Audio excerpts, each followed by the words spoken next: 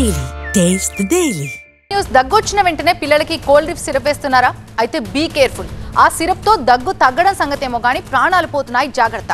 ఉపశమనం ఇస్తుందనుకున్న దగ్గు మందే విషంగా మారటంతో మధ్యప్రదేశ్, రాజస్థాన్ లో 14 మంది పిల్లలు ప్రాణాలు కోల్పోయారు. చిన్నారుల వరుస మరణాలకి కారణమవుతున్న ఈ దగ్గు మందుపై తెలంగాణ ప్రభుత్వం కొరడా జులిపించింది. రాష్ట్రంలో ఇకపై కోల్డ్ డ్రిప్ సిరప్ వాడకంపై నిషేధం విధించింది. ఆ సిరప్ వాడకూడదని చెప్తోంది సర్కార్. ఆ విధంగా జాగ్రత్తలు కూడా తీసుకోవాలని చెప్తోంది. ముందు జాగ్రత్త చర్యగా ఈ నిర్ణయం తీసుకున్న డ్రగ్ కంట్రోల్ అడ్మినిస్ట్రేషన్ తెలిపింది.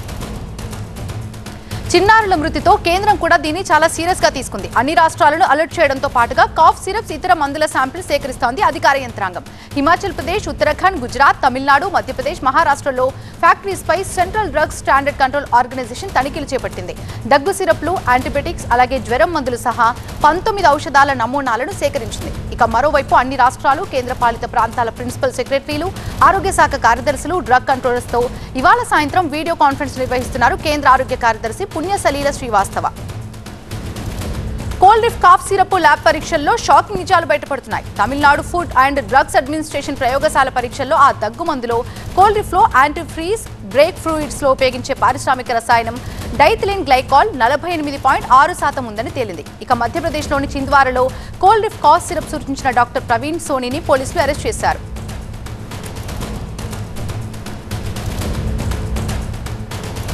పూర్తి అప్డేట్స్ అందించడానికి మా ప్రిన్సిపల్ కరెస్పాండెంట్ జ్యోతి లైవ్ లో సిద్ధంగా ఉన్నారు. జ్యోతి, సర్కార్ ఏం చెప్తోంది అండ్ ఎలాంటి జాగ్రత్తలు తీసుకోవాలి? దీనికి ఆల్టర్నేట్ గా ఏదైనా కాఫ్ సిరప్ ని సజెస్ట్ చేస్తున్నారా? డాక్టర్స్ ఏమంటున్నారు?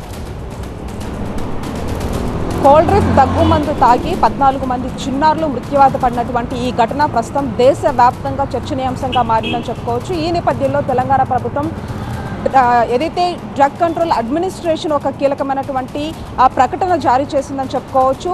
ప్రధానంగా తమిళనాడులో ఉన్నటువంటి కాంచీపురంలో సెషన్కి సంబంధించినటువంటి ఫార్మా యూనిట్ నుండి తయారైనటువంటి ఈ ఏదైతే కోల్డ్ డ్రిప్ కాఫ్ సిరప్ ఉందో అది ప్రధానంగా హాస్పిటల్స్లో కావచ్చు, లేదంటే మెడికల్ షాపులకు సంబంధించి ఎవరైనా విక్రయాలు జరిపినా, అంతేకాకుండా స్టాక్ ఉన్నా కూడా వెంటనే ఆపివేయాలంటూ కూడా ఇప్పటికే తెలంగాణ ప్రభుత్వం ఒక బ్యాన్ విధించిందని చెప్పుకోవచ్చు. అంతేకాకుండా కేంద్రం నుంచి కూడా ఒక అడ్వైజరీ వచ్చింది.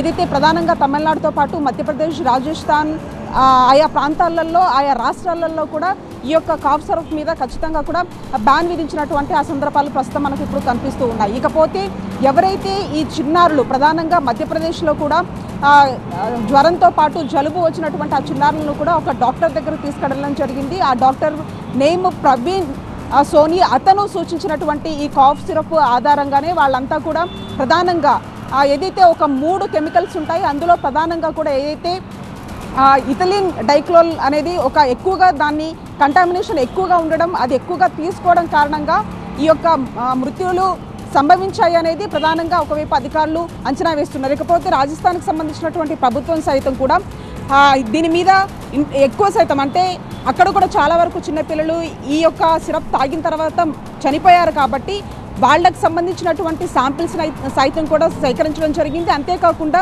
ఈ సిరప్కి సంబంధించినటువంటి శాంపిల్స్ అన్నిటినీ కూడా చెన్నైకి పంపించారు. అక్కడ ల్యాబ్లో టెస్ట్ చేసిన తర్వాత ఎక్కువగా ఈ ఇథిలిన్ గ్లైకాల్ ఏదైతే ఉంటుందో దాని పర్సంటేజ్ శాతం ఎక్కువగా యూజ్ చేశారో అది చాలా విషపూరితమైనటువంటి పదార్థంగా కూడా ఇప్పటికే అధికారులు ధృవీకరించడం జరిగింది. అది కేవలం 0.10% మాత్రమే యూజ్ చేయాల్సినటువంటి పరిస్థితులు ఉంటాయి. కానీ ఈ టెస్ట్లో బయటపడినటువంటి అంశాల్లో దాదాపు 48% పైగా కూడా ఈ యొక్క డ్రగ్ని యూజ్ చేశారు. అందులో భాగంగా కూడా ఇది వాడిన తర్వాత చాలా వరకు లివర్, అంతేకాకుండా కిడ్నీకి సంబంధించినటువంటి సమస్యలు, అంతేకాకుండా చనిపోయేటటువంటి ఆస్కారాలే ఎక్కువగా ఉంటాయి. ఈ నేపథ్యంలో ప్రస్తుతం అలాంటి పరిస్థితే ప్రస్తుతం మనం ఏదైతే మధ్యప్రదేశ్, రాజస్థాన్ ప్రాంతంలో చూసామో, ఈ నేపథ్యంలో కేంద్రం నుంచి కూడా వచ్చినటువంటి అడ్వైజరీలో 2 సంవత్సరాల వయసు ఉన్నటువంటి వాళ్ళు ఎవరైతే ఉంటారో వాళ్ళకి ఈ యొక్క కాఫ్ సిరప్లు ఇవ్వకుండా ఉండడమే మంచిదంటూ కూడా అడ్వైజరీని ఇస్తూ ఉన్నారు. ఇకపోతే స్టేట్లో ఉన్నటువంటి ఎవరైతే డ్రగ్ ఇన్స్పెక్టర్స్ కావచ్చు, అసిస్టెంట్ డైరెక్టర్స్ కావచ్చు, వీళ్ళంతా కూడా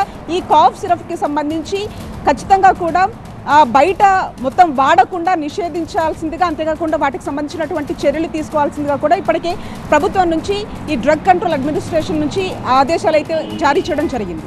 రైట్, థ్యాంక్ యూ జ్యోతి.